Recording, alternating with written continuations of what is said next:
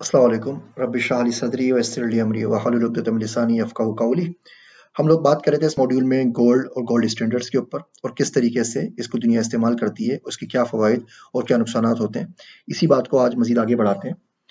अगर करेंसी को भी कोई जिन्स या कमोडिटी के साथ नथी कर दें, तो आप अपनी मर्ज़ी से जितनी चाहे तख्लीक नहीं कर सकते। इसलिए आजकल की करेंसी मुख्तलिफ जिन्स की एक टोकरी के साथ नथी हैं और जिसको हम कमोडिटी बास्केट कहते हैं, और हुकूमत इस बात का तयन करती है कि कितने पैसों में एक आम आदमी क्या-क्या ले सकता है। अब मुल्क से मौजूद हर जिन्स की शे के साथ बिलवास्ता या बिलावास्ता करेंसी नथी हो गई, जिससे ये मज़ीद महफूज भी हो जाती है।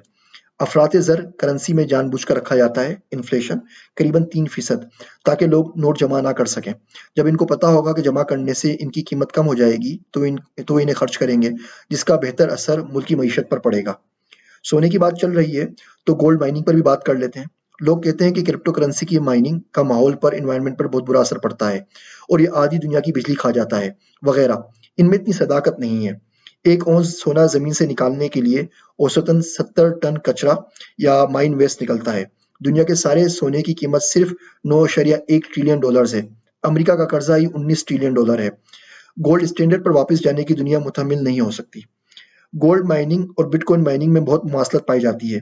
अगर आपको 1846 से 1852 के दरमियान का ज़माना याद हो, जो कि कैलिफोर्निया में गोल्ड रश कहलाता था, तो वहाँ भी वही हुआ था जो आज यहाँ हो रहा है। आम आदमी के लिए गोल्ड माइनिंग बहुत पुरकशिश हो गई। आज बिटकॉइन माइनिंग में भी ऐसा ही है। सोने की कीमत दुगनी से ज़्यादा बढ़ गई थी, बिटकॉइन भी बढ़ रहा है। बहुत से लोग सोना निकालने चल पड़े थे। 1846 में सिर्फ 100 माइनर्स जो 100 माइनर से सोना निकालते थे, 1852 तक इनकी तादाद 30,000 हो गई थी। बिटकॉइन में भी फुल नोट्स 15,000 से तजावज़ कर चुके हैं। कुछ लोग बहुत अमीर हो गए, थोड़े लोगों को थोड़ा मिला और बाकी को कुछ भी नहीं। क्रिप्टो करेंसी में भी यही कुछ हो रहा है। बहुत से लोग जो खुद तो माइनिंग नहीं कर रहे थे, अमीर हो गए। मसलन जो सामान्य आलात वगैरह बेचते थे, एक फावड़े की कीमत इस दौर में $36 से भी ज़्यादा बढ़ गई थी। फिर सोना खरीदने और बेचने वाले और इस नई रकम पर जुए के अड्डे चलाने वाले, खाना देने वाले, रिहाइशगाह का इंतज़ाम करने वाले, ये सब अलग पैसे कमा रहे थे।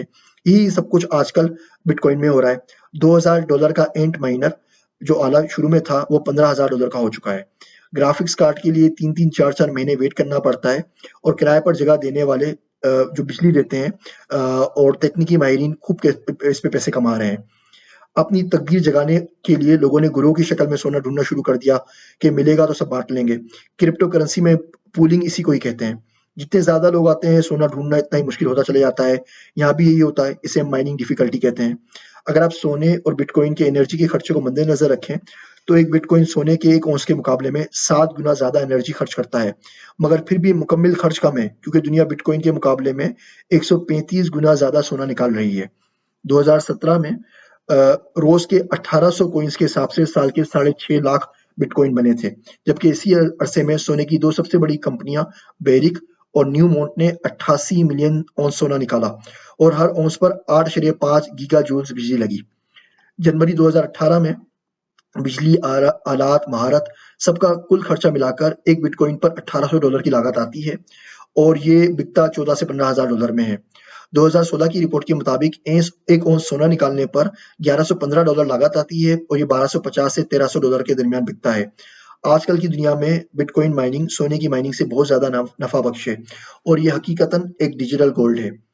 एक एतराज़ हमारे पास और होता है बिटकॉइन्स के ऊपर, और वो ये होता है कि बहुत ज़्यादा बिजली खा रहे हैं और इसको हम कंपेयर करते हैं बैंकों से, और ये बात इतनी ज़्यादा कोई सच नहीं है। अगर आप बैंक जितनी बिजली खाते हैं उसका मुवाज़ना बिटकॉइन से करें, हम एक नया पूरा माशी निज़ाम बनाना चाह रहे हैं। आप देखें बैंक कितने हैं जो 24 आवर्स चलते हैं, कितनी ज़्यादा एटीएम मशीनें हैं जो दुनिया भर में लगी हुई है, 24 आवर्स चल रही होती हैं। उन बैंकों का जो डेटा जिन सर्वर्स के ऊपर है, जो डेटा सेंटर्स के ऊपर है, वो भी 24 आवर्स चल रहे हैं। इन सब की आप बिजली को मिलाएँगे तो आप बिटकॉइन के ऊपर जो बिजली खर्च हो रही है वो आपको इतनी ज़्यादा नहीं लगेगी। तो ये बात, हमारा मॉड्यूल यहाँ पे आज खत्म होता है, जिसमें हमने गोल्ड और गोल्ड स्टैंडर्ड को डिस्कस किया। दुनिया गोल्ड कहाँ से निकालती है, कैसे निकालती है, गोल्ड स्टैंडर्ड कैसे शुरू हुआ, क्यों खत्म हुआ, माशी माहिरीन इसके क्या फ़वाइद बताते हैं, क्या नुकसानात बताते हैं, और आखिर में हमने थोड़ी सी बात की गोल्ड रश जो कैलिफोर्निया में था उसकी 18वीं सदी के निस्फ में, और आजकल की क्रिप्टो माइनिंग में जो कुछ हो रहा है। उम्मीद है बहुत सारी चीज़ें, कंसेप्ट आपको हल्के हल्के क्लियर हो रहे होंगे। कोई क्लियर नहीं हो रहे होंगे, आराम से इनके बारे में सोचें, बैठें, थोड़ा सा रिफ्लेक्शन करें, इन वीडियोस को बार-बार देखें। उम्मीद है चीज़ें आपको समझ में आ जाएँगी। मज़ीद जानकारी के लिए, मज़ीद तौर पे समझने के लिए जो मैंने अपनी बुक आपसे शेयर की है, पहले लेक्चर के अंदर उसको ज़रूर पढ़ लीजिए। आपको यकीनन तमाम कॉन्सेप्ट समझ में आ जाएंगे। आप सबका शुक्रिया। जज़ाकल्लाह खैर।